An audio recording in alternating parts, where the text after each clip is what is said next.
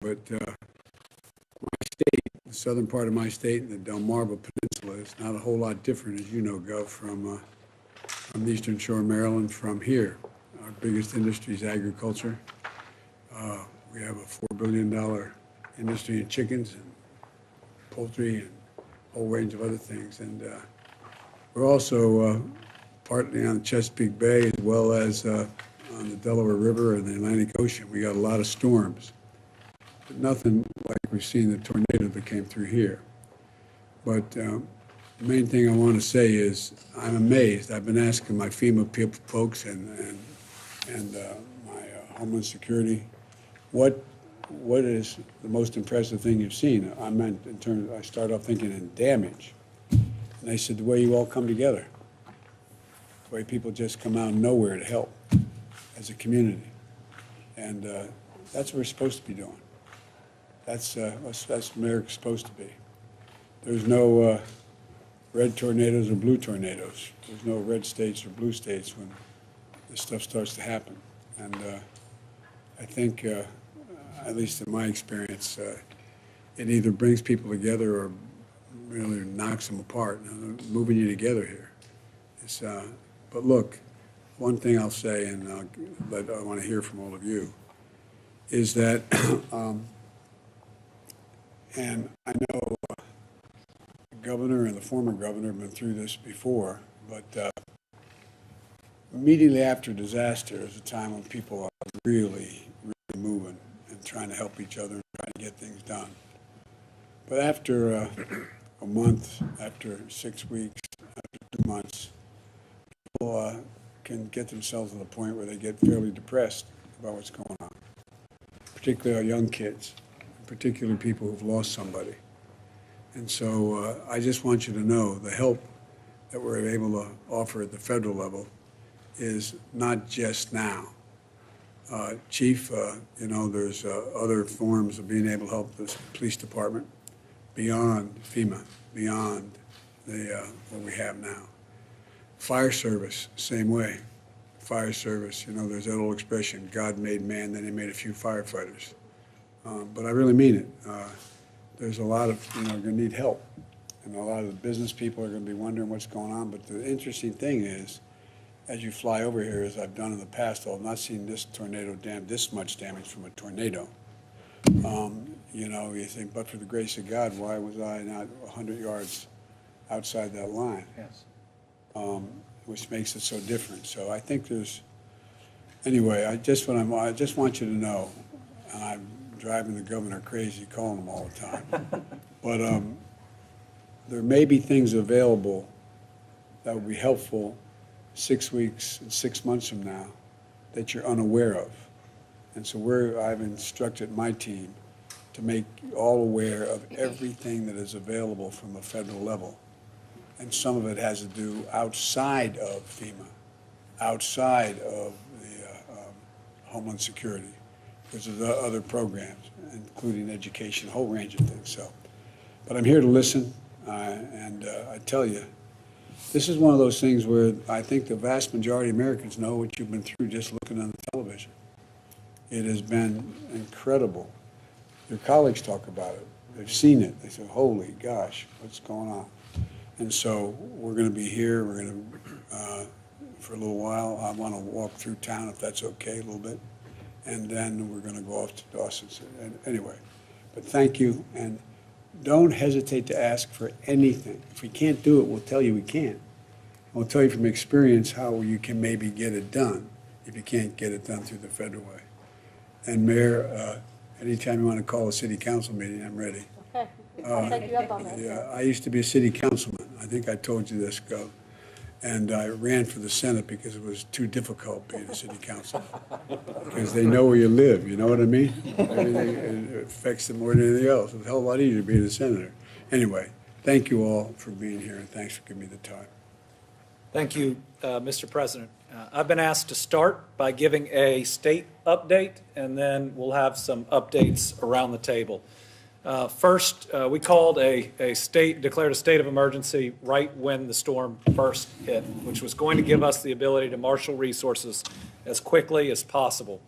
As we sit here today, we have over 600 National Guard or nearing that deployed over the 18 counties that have been hit. And they're doing everything from continuing search to verifying information of those that we believe have been found, to helping on police and debris removal.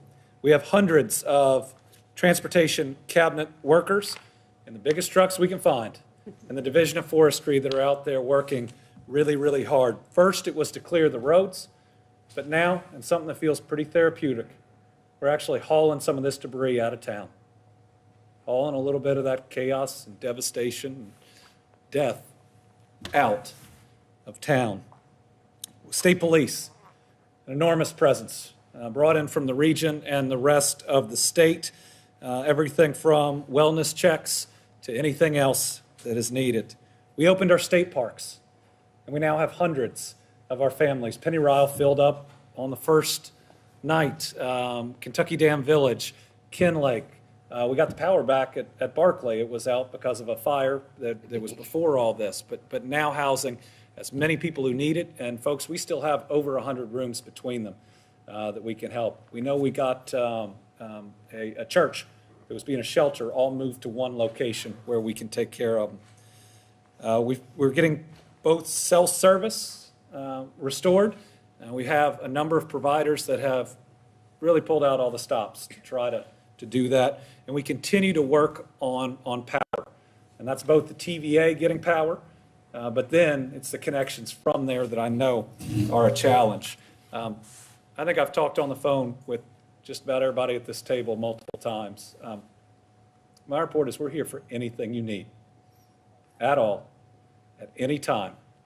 And if we've never done it before, we will figure out how to get it done. We love you all, and we're with you. So with that, I'll turn it over to Secretary Mayorkas, who is over here. Thank you very much, Governor, Mr. President. Want to express a special thanks to the first responders whom we saw and met on Sunday when FEMA Administrator Deanne Criswell and I were here for the first time. It's just remarkable to see individuals who are disaster survivors themselves come to the rescue of others. And I think it speaks volumes to what the President said at the outset about the people here. That in the time of need, there are no strangers. Everyone comes together. Everyone is a neighbor of one another, and it's like a big family.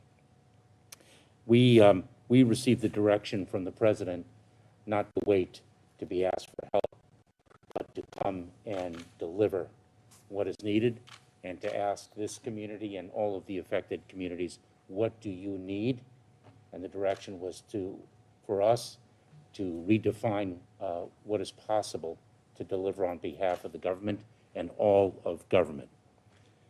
We've been privileged to be with you, and I want to communicate the assurance that we will be here throughout this period of response, and as we move into later a period of recovery, we will be here throughout. We are right now delivering life-saving and life-sustaining support, search and rescue operations, the delivery of food, water, blankets, and emergency shelter, providing generators to get nursing homes and medical facilities up and running again. I do want to identify a number of resources that we have. We want disaster survivors to know that they can go to, if they have the connectivity, disasterassistance.gov, disasterassistance.gov. We also have an 800 number available, 1-800-621-FEMA, 1-800-621-FEMA. We are aware of the fact that some do not have connectivity. Some do not have phone service. We have, therefore, 2 disaster recovery centers here, one here in Mayfield and one in Dawson Springs.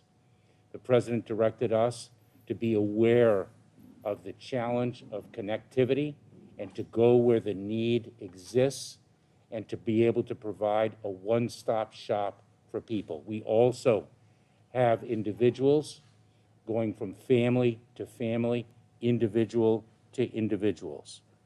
We are here and we will remain here to see this beautiful community and this area through this disaster. Thank you, Mr. Governor. Thank you, Mr. Secretary. And I know as of noon yesterday, we had over 1,800 families that had already gone online. And thank you. Next, we've got our FEMA administrator, Deanne Criswell, who was in touch moments after we knew how bad it was, and we appreciate your continued diligence. You're going to be down here enough that you're going to be one of us. I would welcome that, Governor. Thank you, Mr. President, Mr. Secretary, and I'd just like to start out by thanking Governor Beshear, Mayor Onan, and Congressman Comer for welcoming us back to your community.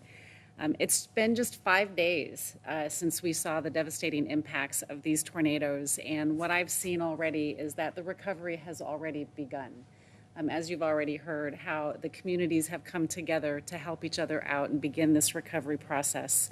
But know this, you have our commitment, the commitment of the federal government to be here with you as you continue to go through this road to recovery. And since our work began here, we have witnessed exemplary leadership from across the community, the local leaders, the fire leaders, the community leaders, and what you have done to bring the communities together and give them the resources that they need. The emergency managers and first responders, we've asked so much of them in the last few years in response to COVID-19, yet they still show up and are providing just amazing service to their communities, sacrificing time with their families who may be impacted to make sure that their communities continue to stay safe. When we began receiving reports of the devastation that these tornadoes were going to bring, we quickly sent teams forward to make sure that we would be able to provide the support that you needed, Governor, in order to save as many lives as we could.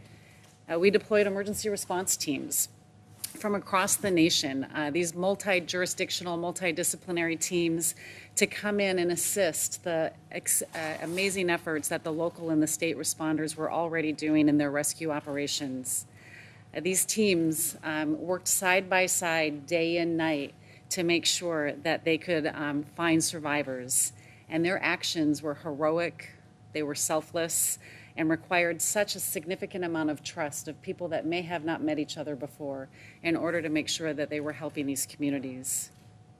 And as you heard the Secretary say, in the days following a disaster, we know that communications are a struggle and that it's hard for individuals to get the resources that they need. That's why, in addition to the disaster recovery centers that the Secretary mentioned, we also have the disaster survivor assistance teams. They are out in the communities right now. They have iPads with them. They're wearing FEMA shirts, and they'll be able to help you either register for assistance or direct you to other resources that you might need. So if you see somebody in a FEMA shirt walking around your community, please stop them and ask them for assistance if you need additional help. With the President's signing of the Major Disaster Declaration on December 12th, we also have individual assistance that's been authorized for the communities that have been designated. This will help individuals secure temporary lodging, start to rebuild their homes, and begin assisting with their recovery efforts. But I'd like to point out that FEMA is just one part of this team. We're a small part of this team, and we bring the entire federal family together to come help with this recovery process. And it's really supporting the amazing efforts that are already underway at the state level and the local level. And it's this whole of community approach that is really going to be able to provide this road to recovery for those that have been impacted. And that work has already begun. We're seeing, as you heard, neighbors helping neighbors, businesses helping businesses. I've seen community partners cooking on the streets, helping to feed those that have been impacted by this. Debris is already being hauled off the sites that have been damaged. The power is coming back online. This is recovery beginning, and we will be with you throughout this recovery progress. And so just know that we are with you and our hearts are with you. Thank you, Governor. Thank you.